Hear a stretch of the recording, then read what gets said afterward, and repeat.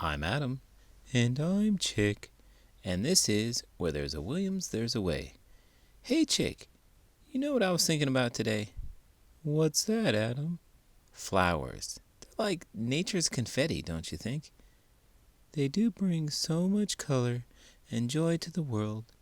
What got you thinking about flowers? Well, I saw some kids picking daisies by the pond today, and it got me wondering, do hippos like flowers too? I do know that we love our aquatic plants.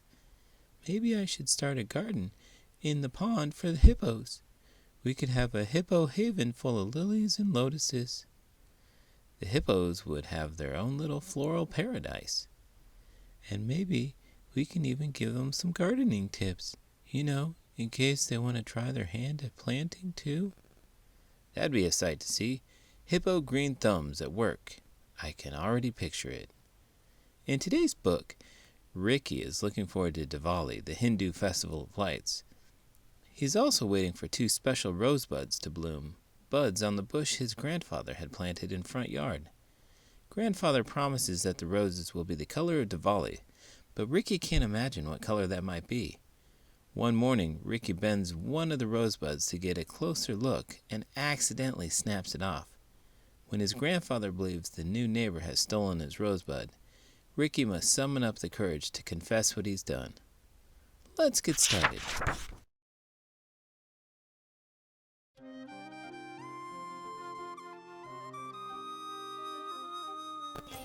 Divali Rose by Vashanti Rahaman.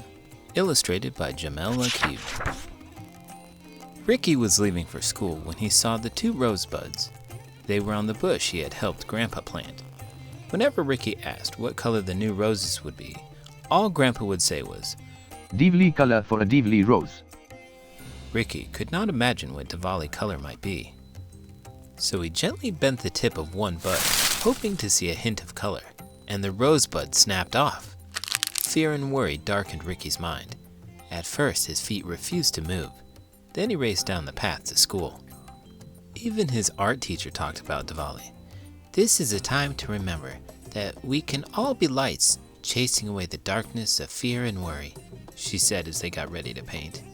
Ricky painted a single diya, or oil lamp, near a single rosebud. That evening, Grandpa was grumpy. Somebody meddled with his rose bush, said Grandma. I tell you is the India people, said Grandpa. What else it could be? and I tell you not to accuse people of mischief just because they're different. Said Grandma. Ricky decided that this wasn't a good time to talk about the rosebud accident. Grandpa began guarding the rosebush day and night.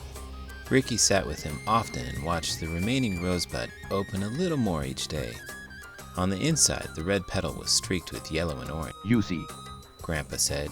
Divali color is the color of fire. Whenever the India people's children passed by the house, Grandpa jumped up shouting. See them watching, waiting for me to stop watching. Then Ricky would think, tomorrow will be a better time. I'll tell them about it tomorrow.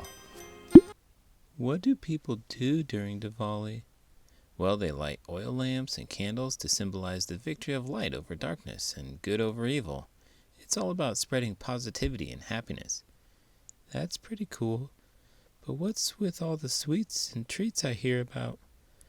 Oh, you're talking about the delicious food people enjoy during Diwali. They make and share all sorts of tasty snacks and sweets like samosas, jalebis, and lados. It's a real treat for the taste buds. Count me in for some of those snacks. Do they have any special customs or traditions?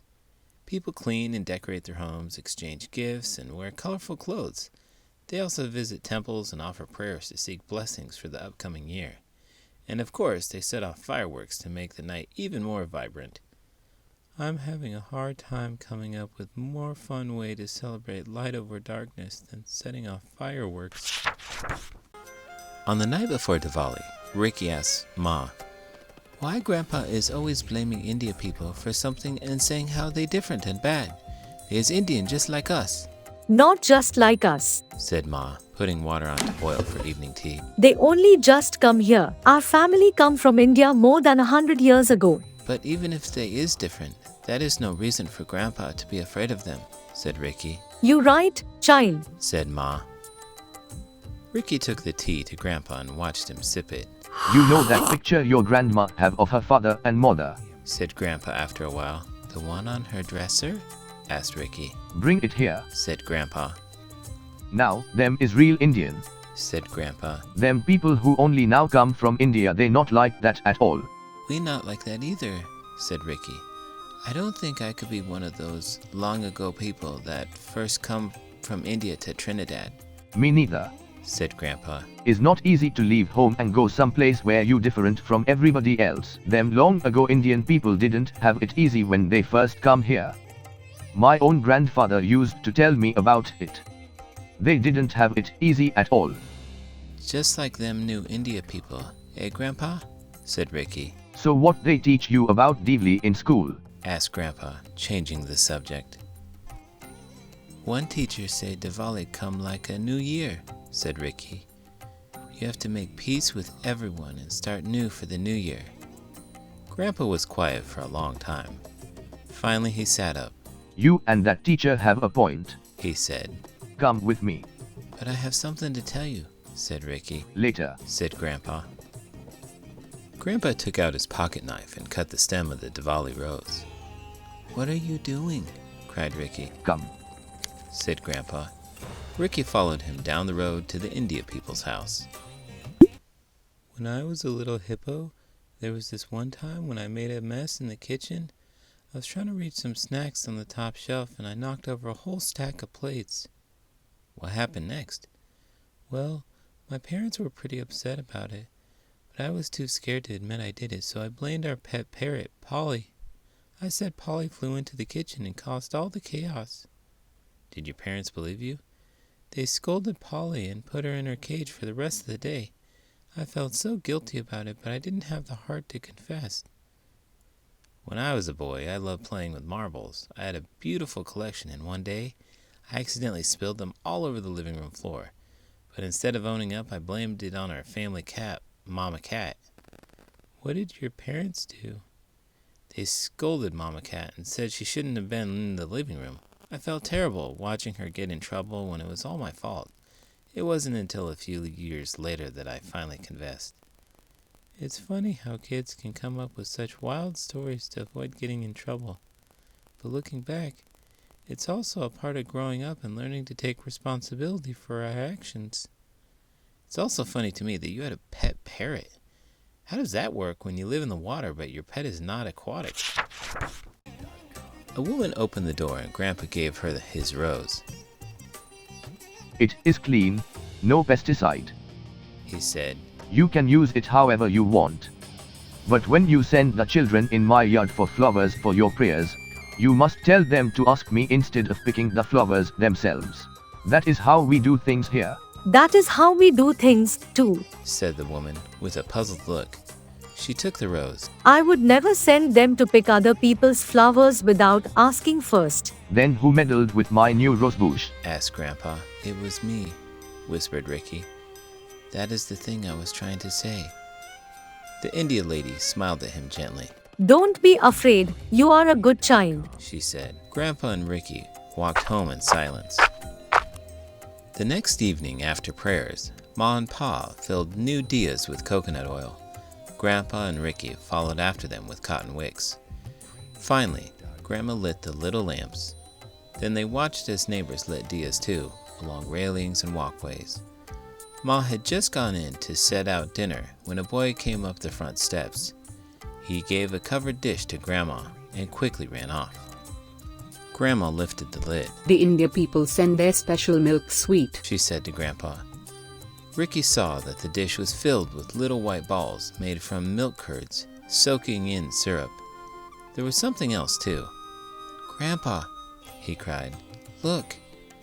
Floating on the syrup were the flame-like petals of the Divali Rose, said Grandpa to Ricky. Those India people are good neighbors, not so. Ricky smiled, and for the first time since he had broken off the rosebud, fear and worry faded from his mind. My parents used to have a feud with their neighbors. Oh, what happened? Well, it all started with a dispute over a tree that was right on the property line. My parents and the neighbors couldn't agree on whose tree it was, and it turned into a long-standing feud. They'd argue about it every time they met. That sounds pretty intense.